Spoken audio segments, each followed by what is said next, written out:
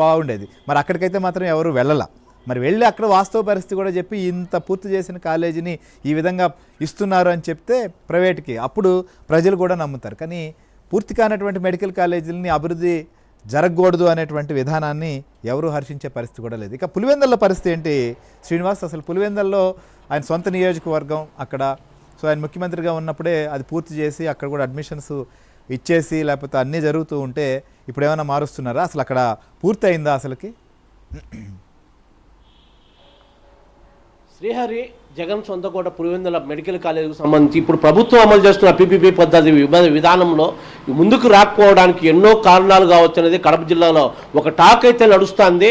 ఇక్కడ ప్రధాన కారణం ఏంటంటే రాకపోవడానికి టాక్ ఏం నడుస్తుందంటే గతంలో మనం చూసాం కడప జిల్లాలో గతంలో వైసీపీ నేతలు ఏ పరిశ్రమ వచ్చినా ఏ కాంట్రాక్ట్ వచ్చినా ఎవరు ముందుకు వచ్చినా కూడా వాళ్ళ షేర్లు వాళ్ళ భాగాలకు కానీ వాళ్ళ కమిషన్ కానీ అన్నిటి కోసం బెదిరింపు చర్యలకు చేపట్టేవారు వైసీపీ నేతలు. సో ఈ వివాదాల మధ్య ముందే ఈ కాలేజీ వివాదంలో నడుస్తుంది. ఫస్ట్ మొదటి నుంచి కూడా వివాదం నడుస్తుంది. ఆ తర్వాత సమస్యలు అత్యంత సమస్యలు ఉన్నాయి. ఎలాంటి చిన్న సౌకర్యం కూడా లేదు.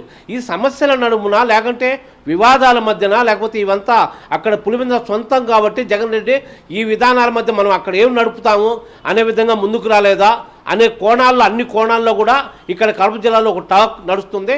ఒక పులివెందుల కాలేజీ విషయానికి వస్తే ఫస్ట్ పులివెందుల పట్టణం నుంచి శివారులో ఉన్న ఈ కాలేజీ కడప ప్రధాన రహదారి పక్కనే ఉంటుంది. సో ఇక్కడ 500 కోట్ల వ్యయంతో అప్పుడు నిర్మాణాలు చేపట్టడం జరిగింది. అయితే దాంట్లో సగం నిధులు మాత్రమే ఖర్చు పెట్టి మొత్తం వెనుక వైపు ఉన్న బిల్డింగ్స్ అన్నీ అట్లే వదిలిపెట్టారు. అంటే మొత్తం ఆగిపోయాయి.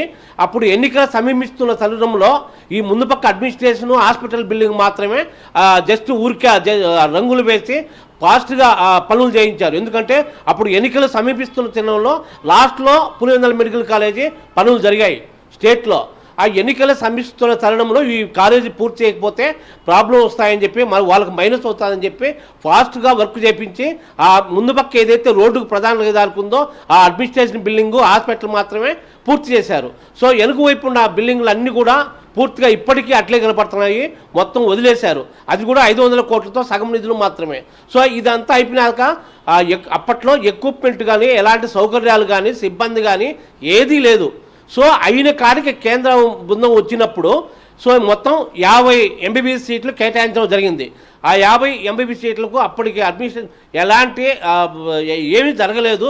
అసలు ఫస్ట్ బ్యాచ్ కూడా కౌన్సిలింగ్ జరగలేదు.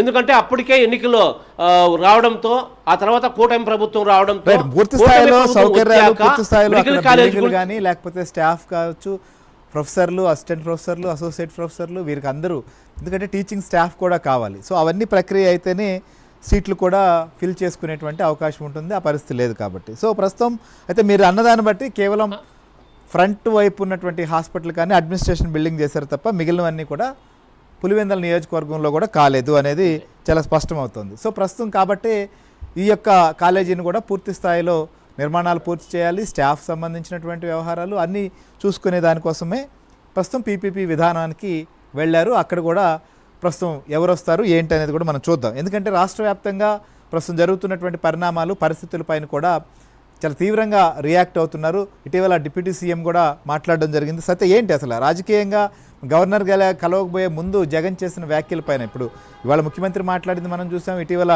డిప్యూటీ సీఎం కూడా స్పందించినట్లుగా ఉన్నారు. ఓవరాల్గా రాజకీయంగా ఆయన చేసిన వ్యాఖ్యలపైన ఎలాంటి అభిప్రాయం వ్యక్తమవుతోంది? ముఖ్యంగా ప్రజలు కూడా ఏమనుకుంటున్నారు ఆంధ్రప్రదేశ్లో?